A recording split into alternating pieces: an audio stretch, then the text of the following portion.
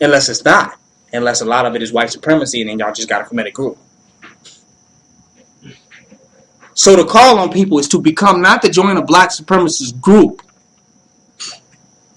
not to be part of a black supremacist organization, but to become an awakened black supremacist. That is the real call on people here. Become a black supremacist. Because that is a danger.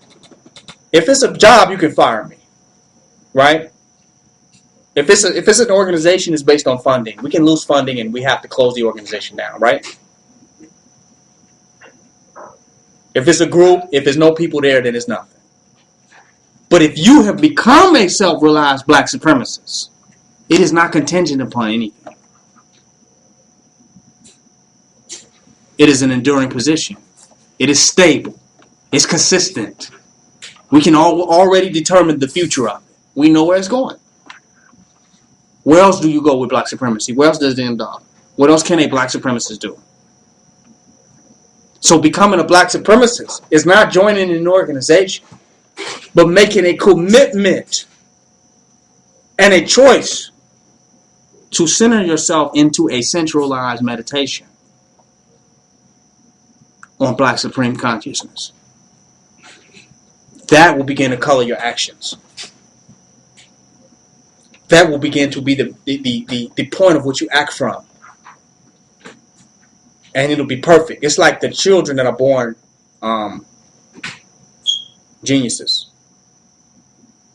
They arrive at these mathematical calculations quickly because they are geniuses. They are not mathematicians. They're not math students. They're geniuses. Do you understand what I'm saying? So when you become a black supremacist in consciousness and meditation, then you arrive at these solutions quickly. Do you hear what I'm saying? You automatically get to the black supremacist solution quickly. Because that's where your mind is. That's where your mind is. And a person who's not a black supremacist got to sit down at a panel. They got to go to some type of conference and get some type of a class, right? To try to get this information. Because their mind is not there. But the genius, he already added up the numbers while you're giving them to him. And he got the end. His mind has already added up the equations while you spitting out the problem. That's what the black supremacist is. As soon as you throw the problem at the black supremacist, they black supreme mind eats it up quickly. It comes up with a solution. The person without the black supreme mind is confused. You understand what I'm saying? Bewildered. Dumbfounded. How do we solve the conditions of black people? By first being in the condition of black people and not a white man looking at the conditions of black people. Because that's what our social activists are. They're black people with white minds looking at black problems. If you're in the black problem, you can solve it easy. You're in it. How does Obama fix the issue of poverty and homelessness in our community? Well, let him go be homeless in our community and see how fast he solves it. Right? He'll come up with an answer quick because he's very smart, Obama is. So he get his black supreme mind activated and step into the complete position of being a black supremacist, he'll figure it out. But he can't figure out the issue of homelessness when he has such a beautiful home like the White House. Hell, is not even a real problem for him. Do you understand what I'm saying? So he has a white mind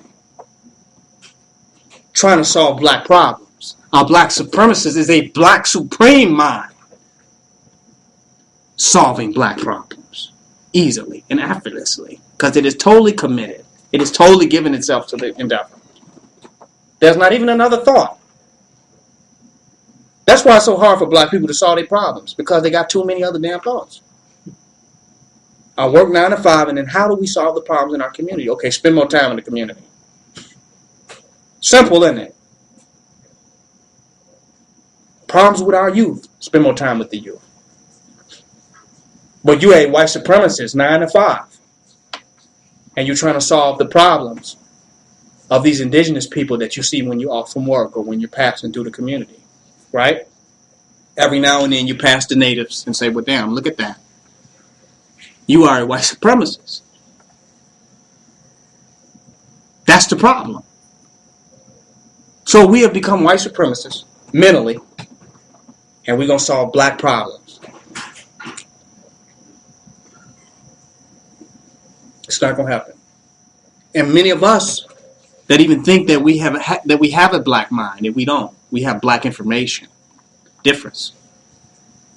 We think we have a black mind, and we think we're going to solve the problems. And we don't solve them. Because we just got black information. We don't solve them. We just use white supremacist thinking and feel smarter about knowing what the problems are. We feel intelligent and being able to articulate what the problems are, right? The statistics. And we feel very smart and learneth. How the hell are you going to be learneth and you can't solve it? How fucking learneth are you? You read all the books before Columbus, The Destruction of Civilization, all of Sheikh Anta Diop's, Dr. Ben, Naeem Akbar, but you can't solve a goddamn problem. How learned are you? You will be an eternal student. You will never learn the answer. Why? Because you are a white, black intellectual. Do you hear me? You are a white, black intellectual. That's the problem. Black supremacy makes you go beyond your intellect and throw it out. If you keep adding up the white supremacy, get rid of it. Even if it makes sense. Because slavery made sense to every nigga on the plantation. It made sense for a long time. Well, he is master. Right? It made logical sense. It was very, very logical. And very rational. And biblical. And theological. So black supremacy would not have made sense to people on the plantation. Even Frederick Douglass. Well, I'm a black. You talk to Fred about it. I'm a black supremacist. I don't know. He would have some questions about that. So this is the evolution of consciousness of our people. But my point is that slavery was logical. So when you get a black supreme mind, then you have to even throw out the white supremacy that makes sense. Uh-oh, going in. Yes, the white supremacy makes a lot of sense. That's why we've been doing it for 400 years. You won't get an argument from me there. But even the sense of that must be thrown out. You understand? Give me an example. We have become so intellectual and so good problem solvers that we can't solve any problems. That's how deep we have become.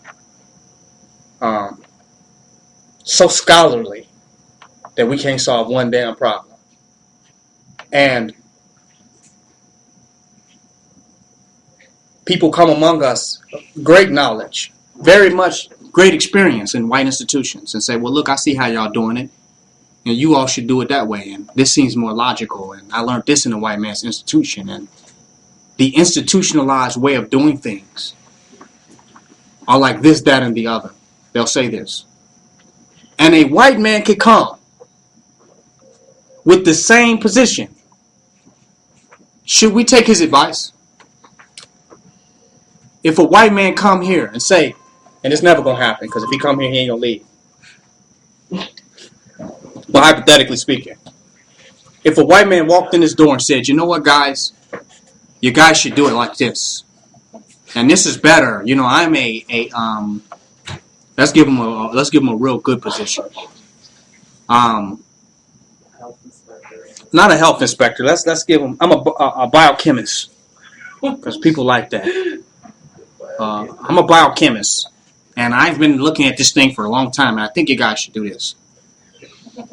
And we say, get the fuck out. Chop his hand off. Some Negroes will get mad. But wait, he has good information. He's getting solutions. And Noble, how you have been doing it, it's not working. You know? Where are we going with all of this? He has some good fucking ideas. You watch. They said, let him come in. We need to hear what he got to say.